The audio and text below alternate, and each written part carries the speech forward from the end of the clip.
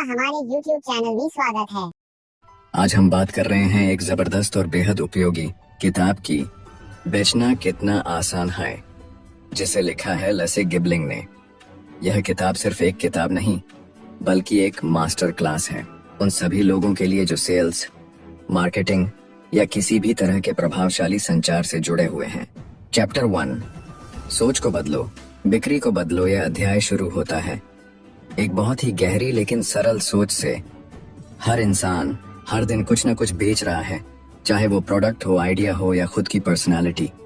लेखक कहते हैं कि सबसे पहली गलती जो अधिकतर लोग करते हैं वो ये सोच है कि मैं सेल्स पर्सन नहीं हूँ।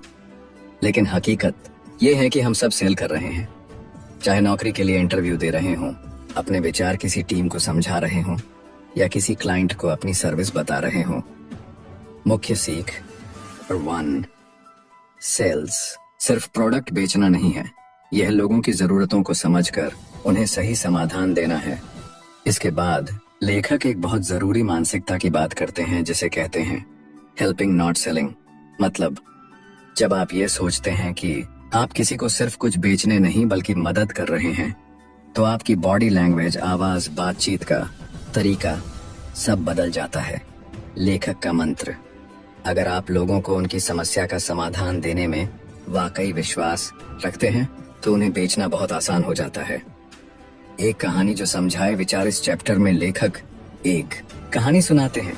एक नए सेल्समैन को पहली बार क्लाइंट से मिलने भेजा जाता है। वो घबराया हुआ होता है, उसे लगता है कि मैं इसे कैसे बेचना शुरू करूं।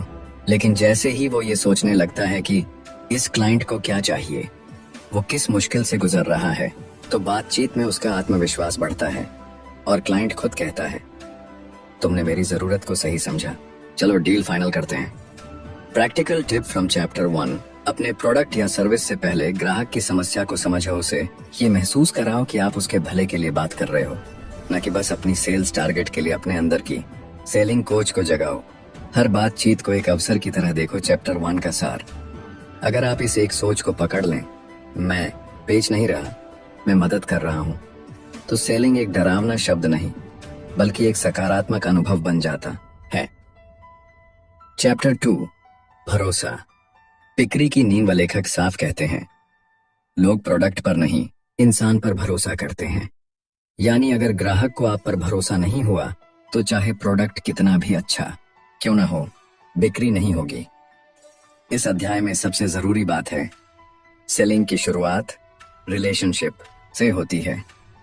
कभी किसी ने सिर्फ फीचर से प्रभावित होकर नहीं खरीदा, उन्होंने आपसे जुड़ाव महसूस किया।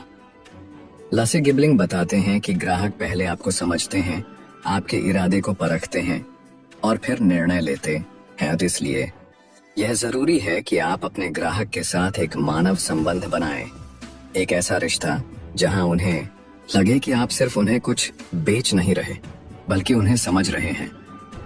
3 जरूरी स्टेप्स। भरोसा बनाने के लिए सुनो, ध्यान से ग्राहक क्या कह रहा है, क्या सोच रहा है, उसे बिना टोक के सुनिए। सवाल पूछो, लेकिन चालाकी से नहीं, सहानुभूति से। ऐसा महसूस कराओ कि आप वाकई उनकी जरूरत जानना चाहते हैं। वादे मत करो, समाधान पेश करो, झूठे वादों से बचो। ग्राहक को दिखाओ कि आपकी चीज उसके जीवन में क्या हल कर सकती है। एक रोचक उदाहरण, लेखक एक कहानी साझा करते हैं एक ऐसे व्यक्ति की जो बार बार एक ही ग्राहक से मिलने जाता है। ग्राहक कभी कुछ नहीं खरीदता, लेकिन वह व्यक्ति हर बार उसी आत्मीयता और सच्चाई के साथ मिलता है। कुछ महीने बाद वही ग्राहक उसे कॉल करता है और कहता है, तुम पर मुझे भरोसा है, चलो काम शुरू करते हैं। सीख, ग्राहक तब खरीदता है जब वह आप पर भरोसा करता है, न कि सिर्फ आपके प्रोडक्ट पर। चैप्टर 2 का सार, बिक्री संबंध से शुरू होती है। भरोसे के बिना कोई सौदा टिकता नहीं। खुद को ऐसा इंसान बनाइए जिस पर लोग विश्वास करें और जिससे वो सीख सकें। चैप्टर 3, ग्राहक सोचता कैसे है, कस्टमर साइकोलॉजी। इस अध्याय में लेखक हमें ले जाते हैं ग्राहक के दिमाग के अंदर, क्योंकि अगर आप जान गए कि ग्राहक कैसे सोचता है तो आप जान गए कि उसे कैसे बेचना है। ग्राहक का दिमाग 2 हिस्सों में बटा होता है, भावनात्मक हिस्सा, इमोशनल ब्रेन, तर्क संगत हिस्सा, रैशनल ब्रेन। और लेखक का कहना है खरीदने का फैसला भावनाओं से होता है, तर्क तो बाद में आता है। यानी अगर आप सिर्फ प्रोडक्ट के फीचर्स गिनवाते रहेंगे तो ग्राहक सोचता ही रहेगा, लेकिन अगर आप उसकी भावनाओं को छू पाए, जैसे उसकी परेशानी, उसका सपना, उसकी उम्मीद, तो वो तुरंत जुड़ाव महसूस करेगा। उदाहरण, मान लीजिए आप कोई फिटनेस प्रोडक्ट बेच रहे हैं। अगर आप कहेंगे कि इसमें इतने विटामिन हैं, इतने न्यूट्रिएंट्स हैं, तो ग्राहक सोचेगा लेकिन खरीदेगा नहीं। पर अगर आप कहें आपका दिन भर का थकान खत्म हो जाएगा और आप बच्चों के साथ खेलते वक्त खुद को फिर से जवान महसूस करेंगे, तो ग्राहक महसूस करेगा और वहीं से बिक्री शुरू हो जाएगी। इस अध्याय की 3 मुख्य बातें। भावनाओं को पहचानो। जरूरत के पीछे की भावना क्या है, जैसे सुरक्षा, स्टेटस, सम्मान, समय की बचत आदि। विजुअलाइजेशन, दृष्टिकोण का प्रयोग करो। ग्राहक को दिखाओ कि वह आपके प्रोडक्ट का उपयोग करके खुद को कहां देख सकता है। तुम्हारे लिए क्या है इसमें का जवाब। तो ग्राहक के दिमाग में हमेशा एक सवाल चलता है, मुझे इससे क्या मिलेगा। एक मजेदार केस स्टडी। एक सेल्समैन 2 तरह से एसी बेचता है। पहले कहता है, इस एसी में 1.5 टन की कैपेसिटी और 5 स्टार रेटिंग है। ग्राहक सोचता है लेकिन कहता है, ठीक है, सोच के बताऊंगा। दूसरे ग्राहक को वो कहता है, गर्मी में जब सब बेचैन होंगे, आप अपने घर में ठंडक और आराम के साथ चैन की नींद ले रहे होंगे। ग्राहक तुरंत कहता है, ये इंस्टॉल कर दो। फर्क क्या था? भावना से जुड़ाव। चैप्टर 3 का सार। लोग तर्क से नहीं, भावना से खरीदते हैं। पहले दिल को छुओ, फिर दिमाग तक पहुंचो। अगर ग्राहक खुद को आपके प्रोडक्ट के साथ इमेजिन कर ले तो बिक्री तय है। Chapter 4, selling is all about words. लेखक कहते हैं, आप क्या कहते हैं उससे ज्यादा जरूरी ये है कि आप कैसे कहते हैं।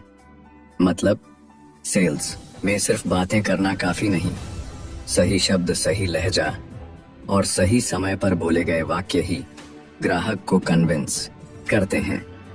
शब्दों की शक्ति के 3 मुख्य आयाम। पॉजिटिव भाषा, पॉजिटिव फ्रेमिंग। इसमें कुछ कमियां हैं, हमने इसे और बेहतर बनाने के लिए कुछ बदलाव किए हैं।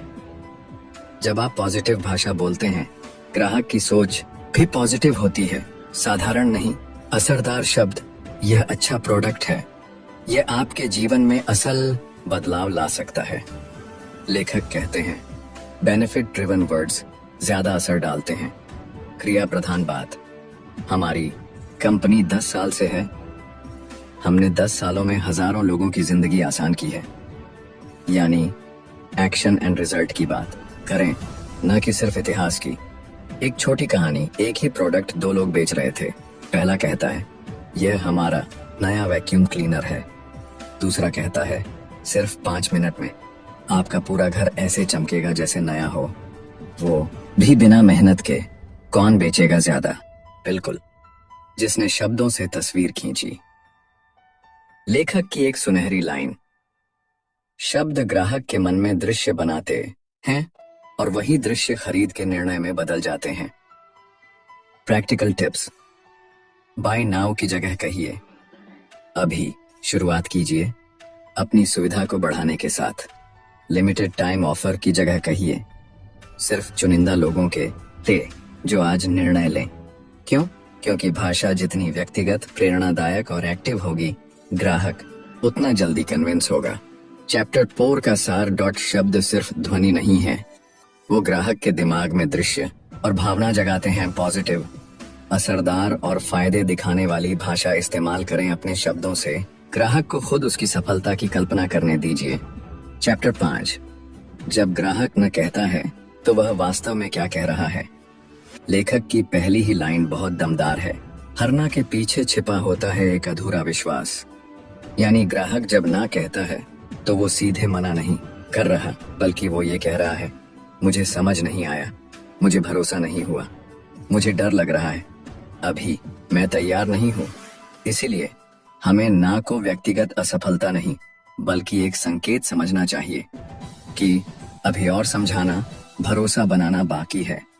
ग्राहक के ना को हाँ में बदलने की 4 पावरफुल टेक्निक्स। ना के पीछे का कारण पूछिए, लेकिन सही अंदाज में आप क्यों नहीं खरीद रहे। मैं जानना चाहूंगा कि क्या इसमें कुछ ऐसा है जो आपकी उम्मीद से मेल नहीं खा रहा। इससे ग्राहक खुले दिल से बात करता है और आपको उसकी आपत्ति समझ में आती है।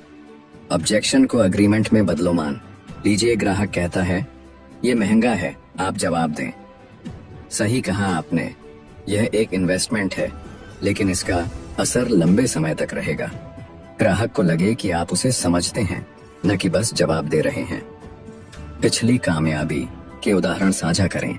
Social proof. आप जैसे ही एक ग्राहक ने यही चिंता जताई थी, लेकिन अब वो हमारे सबसे संतुष्ट ग्राहकों में से एक हैं। ये भरोसे की दीवार बनाता है। छोटा निर्णय आसान होता है। ट्रायल या डेमो ऑफर करें, एक बार इस्तेमाल करके देखिए, फिर फैसला लीजिए। आप चाहें तो सिर्फ बेसिक पैकेज से शुरुआत कर सकते हैं। ये ग्राहक को ना से ठीक है ट्राई कर लेते हैं की तरफ ले आता है। एक केस स्टडी किताब से प्रेरित। एक ग्राहक बार बार सिर्फ एक ही बात कह रहा था, सोच कर बताऊंगा। सेल्स पर्सन ने बस इतना कहा, अगर आपको कुछ भी समझ में नहीं आया हो तो आप खुलकर बता सकते हैं, मैं आपकी मदद करने के लिए हूं, बेचने के लिए नहीं। नतीजा, ग्राहक रुका, मुस्कुराया और कहा, चलो बताओ फिर से। ईमानदारी और समझदारी से ग्राहक का ना पिघल जाता है। चैप्टर 5 का सार। हर ना के पीछे होता है कोई डर, शक या अधूरा यकीन। आपत्ति को टकराव नहीं, संवाद की शुरुआत मानिए भरोसे और सहानुभूति से ना भी हाँ में बदलता है। चैप्टर 6 फॉलो अप, जहां सौदा पक्का होता है। लेखक लेस गिबलिंग इस अध्याय में एक बेहद जरूरी सच सामने रखते हैं।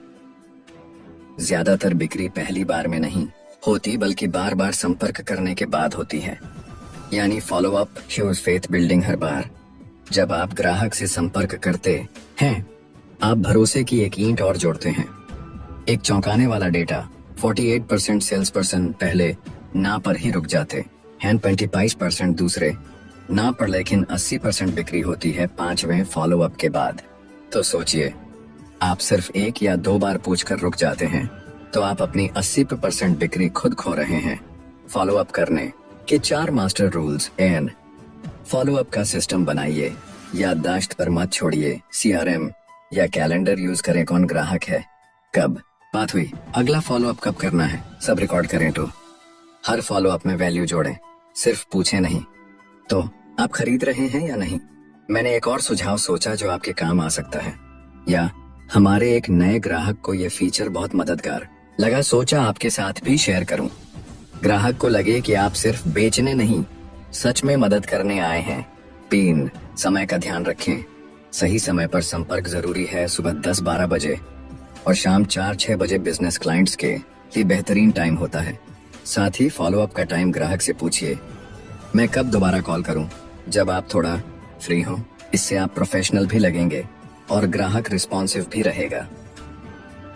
कभी भी निराश मत होइए। फॉलो अप का मतलब है सब्र और सच्चाई। ग्राहक सोचता है, तुलना करता है, कभी कभी सिर्फ समय की कमी होती है, लेकिन लगातार फॉलो अप से आप उसके मन में कंसिस्टेंसी और रिलायबिलिटी बिठा देते हैं। एक केस स्टडी किताब से।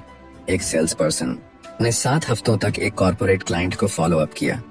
हर बार एक नई वैल्यू, नया अपडेट और सौम्य अंदाज में बात की। 8वें हफ्ते में क्लाइंट ने कहा, आपकी प्रोफेशनल अप्रोच और धैर्य ने मुझे इम्प्रेस किया, काम शुरू करते हैं। ये है फॉलो अप की ताकत। चैप्टर 6 का सार। पहला जवाब ही आखिरी नहीं होता। फॉलो अप से न सिर्फ बिक्री होती है, बल्कि संबंध बनते हैं।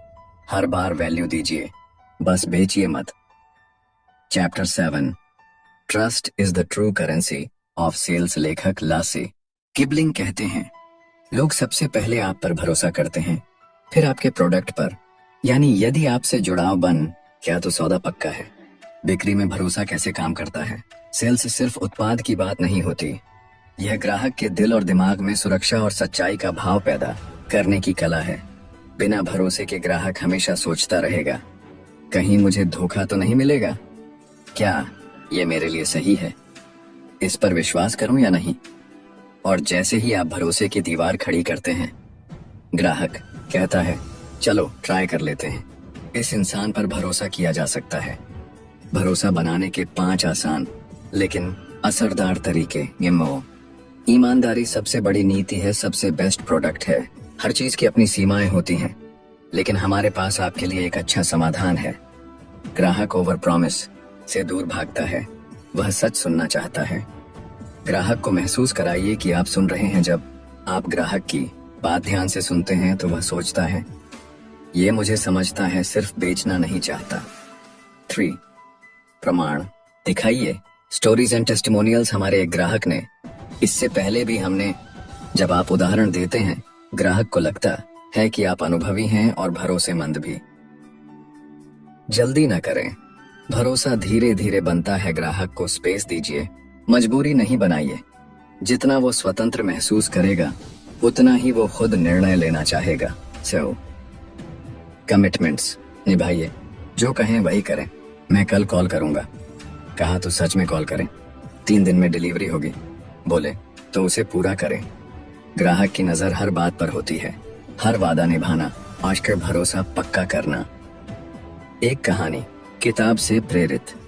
एक बार एक ग्राहक ने किसी कंपनी से बार बार प्रोडक्ट के बारे में सवाल पूछे, लेकिन खरीदा नहीं। कंपनी ने धैर्य रखा, हर बार ईमानदारी से जवाब दिया, बिना दबाव डाले। 1 महीने बाद वही ग्राहक बोला, मैंने इसलिए चुना क्योंकि आपने मुझे कभी फोर्स नहीं किया। यह है सच्चे भरोसे का नतीजा, धीमा लेकिन गहरा। चैप्टर 7 का सारा। ग्राहक पहले आप पर विश्वास करेगा, फिर आपके प्रोडक्ट पर भरोसे का निर्माण।